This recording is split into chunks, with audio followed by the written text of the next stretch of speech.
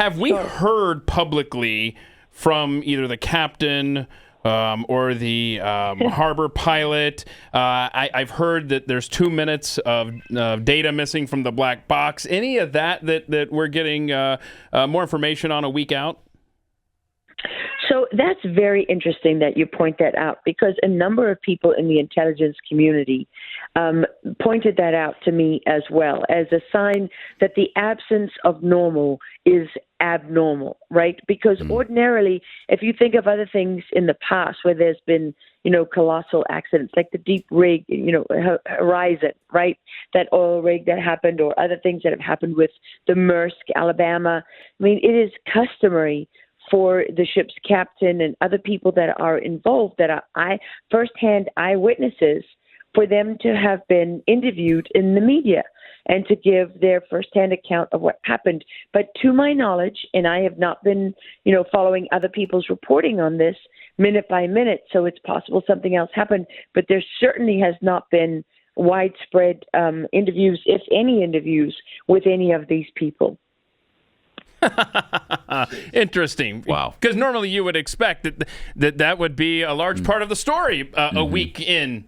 You would think. But no. That's very astute. That is a very astute observation. And it's one that within the first 24 hours, 48 hours, right. And so on, the people in the community were saying to me, look at all the signs. Yeah. Look at all the signs that this is not a normal event. Yeah, even if it's just a reporter doing a stand-up in the harbor that would say, yeah, and we heard from the boat's captain that blah, blah, blah was acting weird. Nothing like that. So I guess I know overnight you tweeted out that in the wake of the BLM riots and the defund the police movement, Baltimore axed a very specific unit of its police force. Do you want to tell us about that?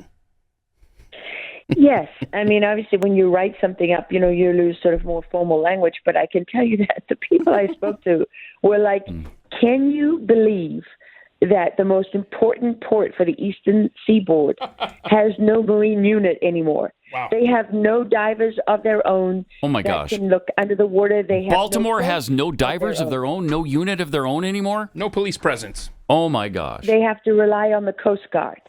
That's who crazy. they rely on. Wow. Yes, and that's crazy. why, that's why you saw the Coast Guard immediately being referenced when this happened, because it's the Coast Guard that they have to turn on.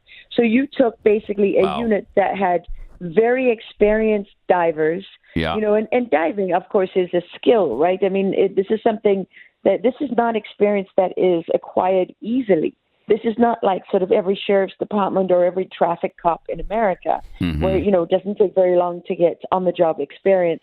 Right, this is much more detailed.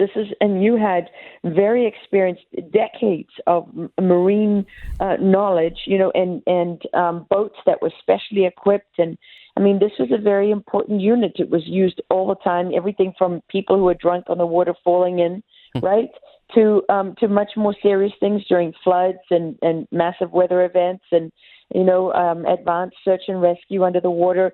I mean, I'm a diver. Right, I've been a diver since I was very, very young, so I have limited experience of what they're dealing with. But these guys are on a whole nother level.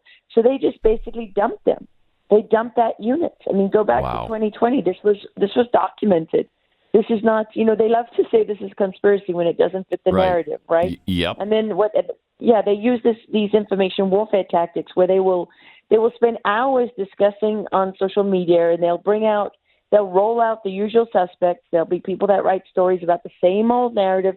That Lara Logan used to be this amazing reporter when she was basically winning every award in journalism at 60 Minutes and CBS News. And she was, and we were all looking to her reporting, right, as an industry. Yes. And we were putting her on the front page of magazines and writing up glowing profiles in the New York Times and Washington Post.